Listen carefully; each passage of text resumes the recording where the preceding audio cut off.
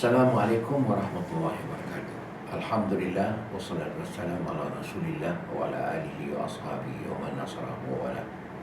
Kita bersyukur kepada Allah yang memberikan kita kesempatan pada masa ini untuk bersama dengan anda semua dan kita meneruskan uraian kita dengan mengenai normalisasi dan bagaimana menghadapi bahaya normalisasi yang kini perkembangannya semakin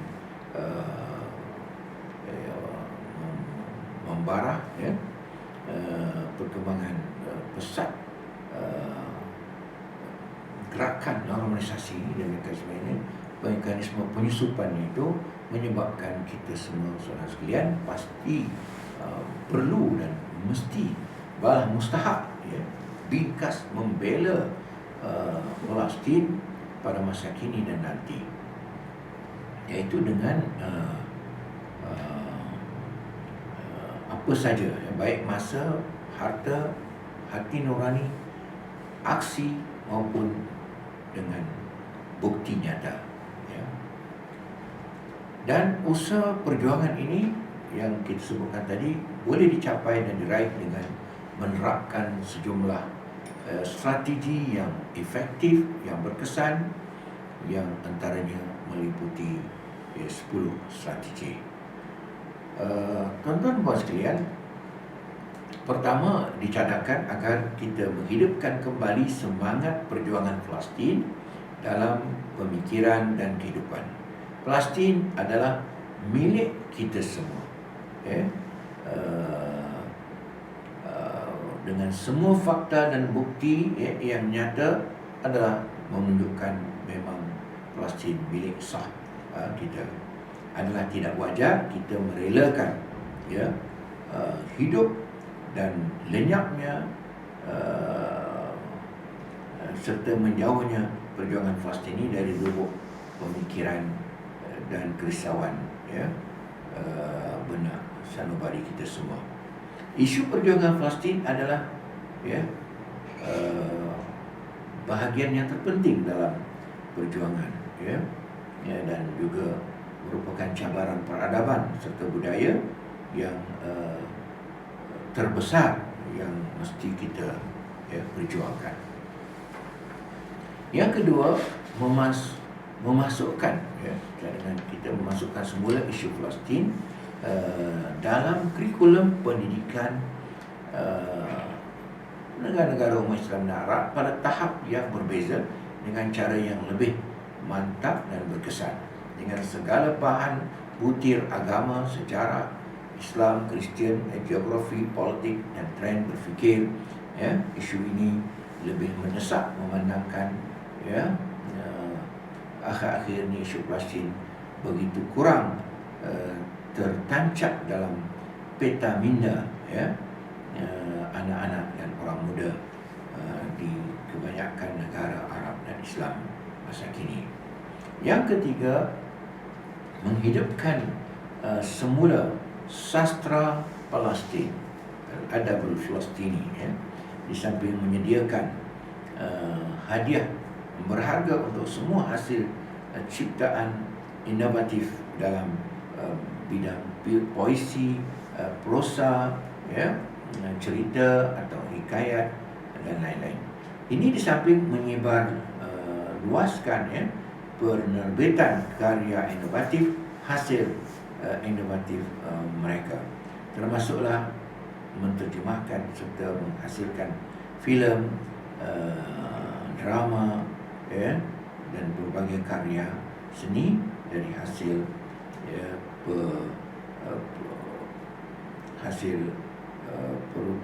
maknanya pembentangan inovatif tersebut. Yang berikutnya, bagi kita Palestin adalah masa depan dan masa adalah masalah wujud, ya, hidup atau mati, ya. Ia teras atau inti segala isu dunia Arab dan Islam. Semakin lama semakin isu Palestin ini berakar dan membesar, ya, dalam pemikiran dan intuisi kita semua. Kita wajib saudara sekalian melunaskan hak, kewajipan dan tuntutan isu besar ini kepada kita demi, ya, membangun, mempertahankan dan memakmurkan Palestin untuk masa kini dan masa nanti. Yang keempat, menghidupkan serta memperkasa media dan seni penentangan musuh, membangun berbagai program yang bertujuan untuk menjadikan Palestin dengan berbagai permasalahan dan dimensinya sebagai teras pemikiran, perhatian, tindakan politik, pendidikan dan pembangunan, ya, sambil mempelbagaikan bahan yang ditawarkan agar sesuai dengan, ya, semua segmen sasaran. Juga ditekankan, ya, sekalian di sini agar diperluaskan margin penyertaan dari kalangan kanak-kanak dan juga anak muda Palestin dalam karya seni dan dalam program penyiaran. Ini kerana dari pengalaman kami ternyata program seperti ini mempunyai kesan yang besar, ya, dan berpengaruh. Yang kelima, mengeksploitasi revolusi teknologi dan informatif, ya, masa kini dengan bijak, termasuk peningkatan penggunaan rangkaian media massa, media sosial dan reka bentuk aplikasi peranti pintar dan sebagainya. Yang keenam, menampilkan kajian pemikiran politik yang koheren dan kemas, ya, tentang bahaya normalisasi, kesan dan pengaruh normalisasi secara berperingkat dan yang bersifat strategik, di samping memaparkan dimensi realistik, ya, tentang prospek masa depan isu Palestin ini serta menunjukkan kos yang terpaksa dibayar akibat normalisasi dari sudut moral, politik, ya, ekonomi, sosial, khasnya bagi negara yang mengadakan hubungan normalisasi dengan Israel. Yang ketujuh, berusaha merumuskan wacana global, ya, wacana global yang meyakinkan di samping ringkas, ya, dan mudah, ya, difahami dalam usaha menyampaikan mesej yang boleh diterima oleh masyarakat dunia amnya, ya, demi mengesahkan kesahihan dan keabsahan perjuangan Palestin dan kejituan nilai moral perjuangan mereka. Perlu dirangkumkan juga bahawa dalam wacana ini mesej dan hakikat bahawa orang Arab dan Muslim sebenarnya tidak membenci orang Yahudi, tetapi sasaran mereka ialah kelompok Zionis yang menjajah Palestin. Kebencian adalah bersifat politik dan bukan kerana agama, ya. Yang ke-8, menghitung dan menyenaraikan dakwaan-dakwaan palsu Zionis Israel, baik yang bersifat sejarah, politik maupun keagamaan, yang membenarkan, yang membawa atau membentuk persepsi maklumat yang palsu dan memberi gambaran serta sikap negatif terhadap perjuangan rakyat Palestin, ya. Dalam masa yang sama menjawab, ya, segala tuduhan mereka dengan menampilkan menampilkan penyelidikan. Kita kena tampilkan penyelidikan ilmiah, baik dari sudut sastra, ya, technical, ya, seni maupun dari sudut intelektual yang mana wajar dan sesuai. Yang ke-9, melakukan kajian, ya, dan tinjauan untuk mengenal pasti peta minda golongan penerima normalisasi ini mengikut kategori dan segmen masing-masing. Mengenal pasti sumber pengaruh yang merencam dan pelbagai, di samping mengenal pasti cara-cara yang berkesan untuk menentang normalisasi serta bagaimana melemahkan kesan negatif dan buruknya normalisasi ini. Yang ke-10, tuan-tuan sekalian, mengguna pakai cadangan yang tegas dan keras atau kuat agar para pemerintah negara Arab menjadikan isu Palestin sebagai isu pokok yang utama, fundamental,